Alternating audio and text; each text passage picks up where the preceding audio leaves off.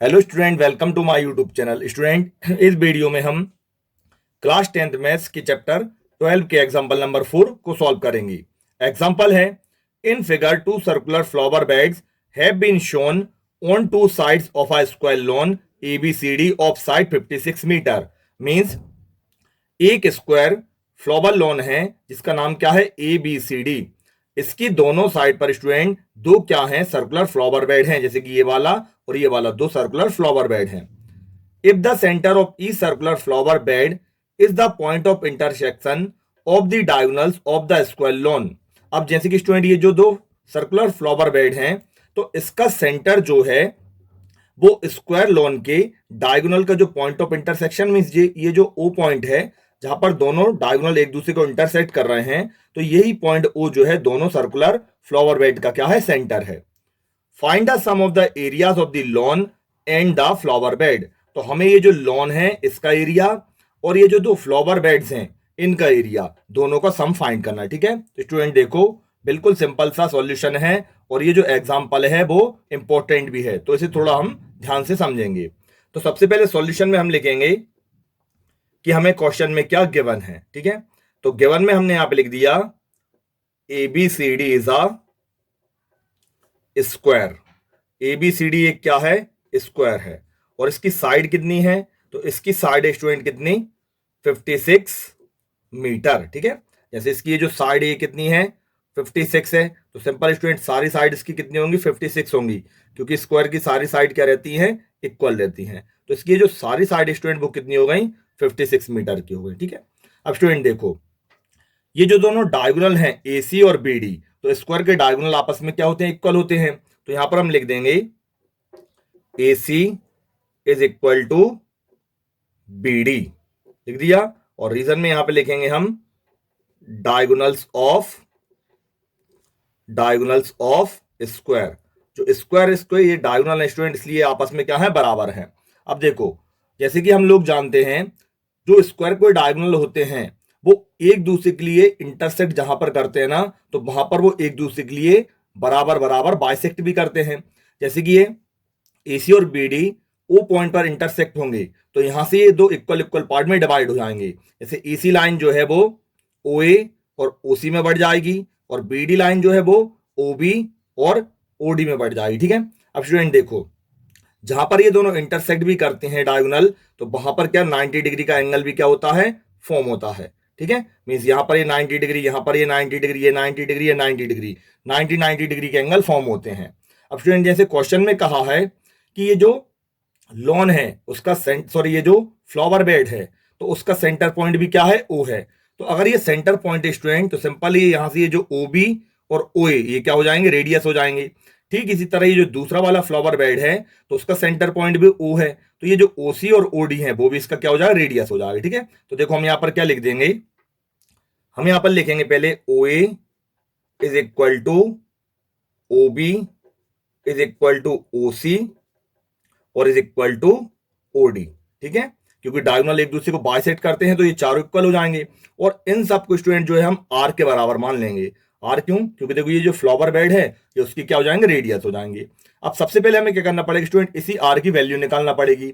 तो R की value देखो हम कहां से निकालेंगे, जैसे ये पूरा स्क्वायर है, अगर हमने एक ये जो डायगोनल ले लिया BD, तो BD डायगोनल लिया, देखो स्टूडेंट इतना इतना यहां से एक बन जाएगा ट्राइंगल, और स्क्वायर के हर एक कोने पर जो है 90 डिग्री का एंगल बनता है। तो इतना इतना जो ट्राइंगल बनेगा स्टूडेंट वो होगा क्या, राइट एंगल ट्राइंगल। तो देखो इसी का हम यहां पर यूज करेंगे, इन ट्राइंगल BDC या BCD कुछ भी लिख सकते हो, BCD, इसमें एंगल C जो है वो कितना हो जाएगा, 90 डिग्री। ठीक है, तो यहां पर स्टूडेंट हम करेंगे पाइथागोरस थ्योरम का यूज। तो हम यहां पे लिखेंगे बाय पाइथागोरस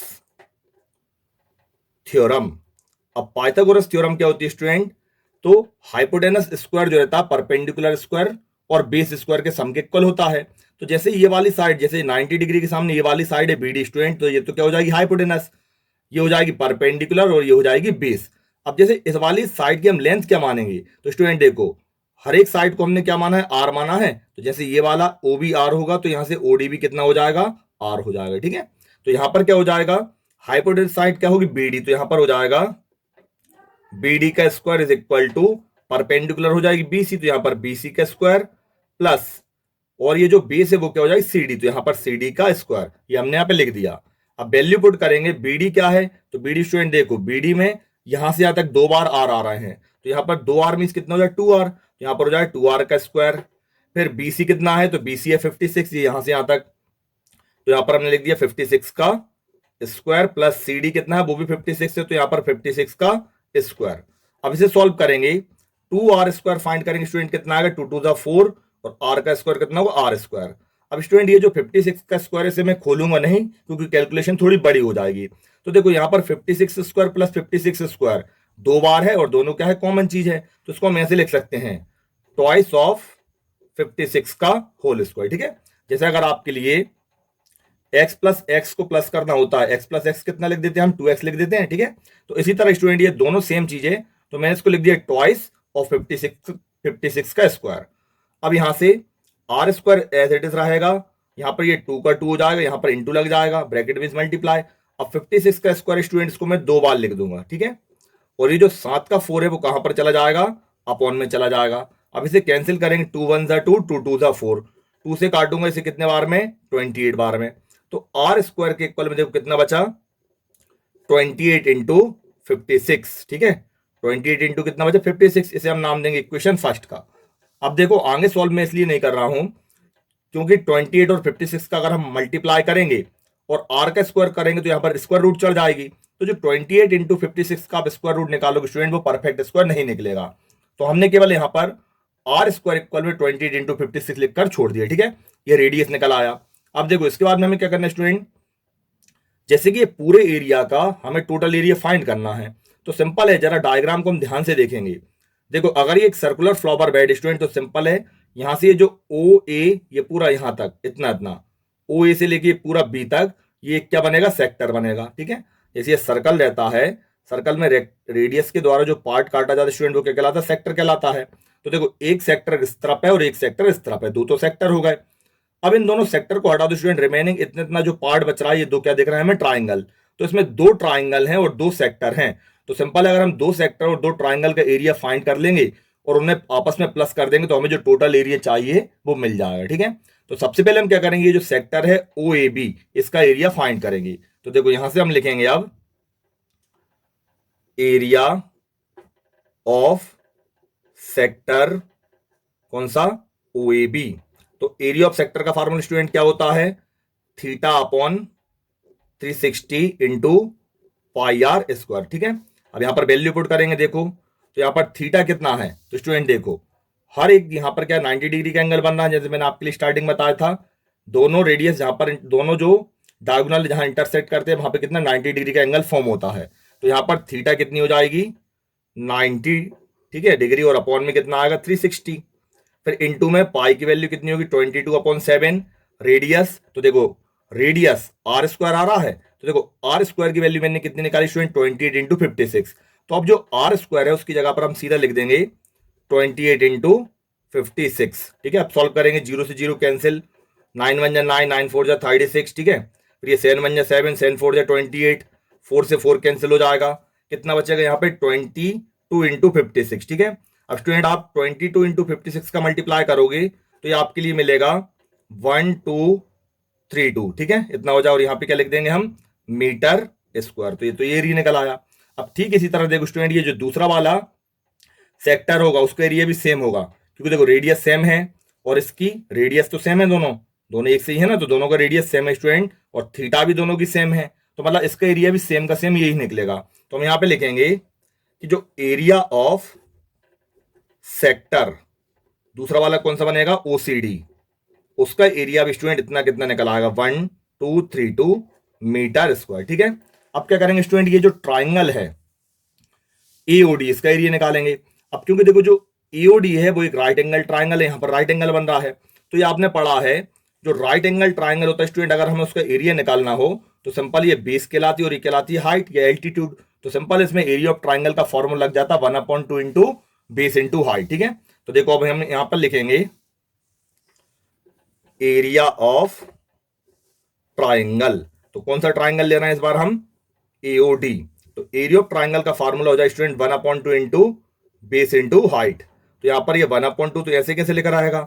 अब देखो बेस क्या होगी, तो जैसे कि ये 90 डिग्री बन रहा है, ये तो हाइपोटेनस होगी, तो यहाँ से ये बेस देखो इसकी स्टूडेंट क्या है आर, रेडियस जो है वही बेस हो जाएगी, और ये भी रेडियस है स्टूडेंट, तो ये भी इसकी आर कहलाएगी, मतलब ये हाइट कहलाएगी। ठीक है, दोनों आर इंटू आर हो जाएगा यहाँ पर। तो यहाँ पर हम लिख देंगे आर इंटू आर। इसे आप सॉल्व करोगे तो 1/2 और इंटू में क्या आएगा आर स्क्वायर। ठीक है, अब यहां से हम वैल्यू पुट करेंगे स्टूडेंट, देखो तो यहां से अब ये 1/2 ऐसे कैसे लेकर आएगा इंटू आर स्क्वायर। तो देखो आर स्क्वायर की वैल्यू हमने कितनी निकाली थी 28 इंटू 56, तो सिंपल है आपको यहां पर लिख देना 28 इंटू 56। अब इसे सॉल्व करेंगे, 2 से कैंसिल हो जाएगा कितने बार में 14 बार में।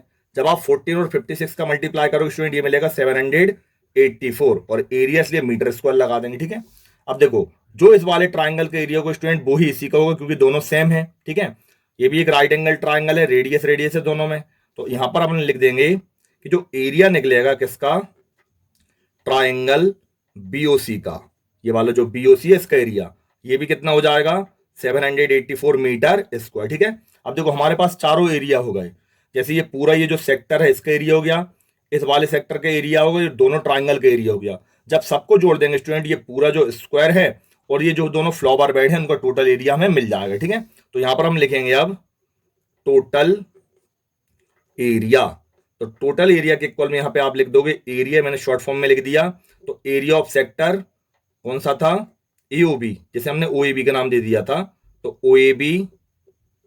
ठीक है, सॉरी स्टूडेंट ये हो गया OAB plus area of sector कौन सा हो जाएगा OCD plus area of triangle कौन सा हो जाएगा, तो एरिया ऑफ ट्राइंगल पहला था AOD plus area of triangle दूसरा कौन सा हो जाएगा बीओसी। इस तरह से आप लिख देना और सबकी देखो वैल्यू लिख देंगे, तो ये निकला था पहले 1232 प्लस ट्राइंगल का एरिया कितना निकला ये 784, और जो दूसरा वाला आपका सेक्टर है उसका एरिया भी सेम था, तो 1232 प्लस 784 और फिर से यहां पर प्लस में 784।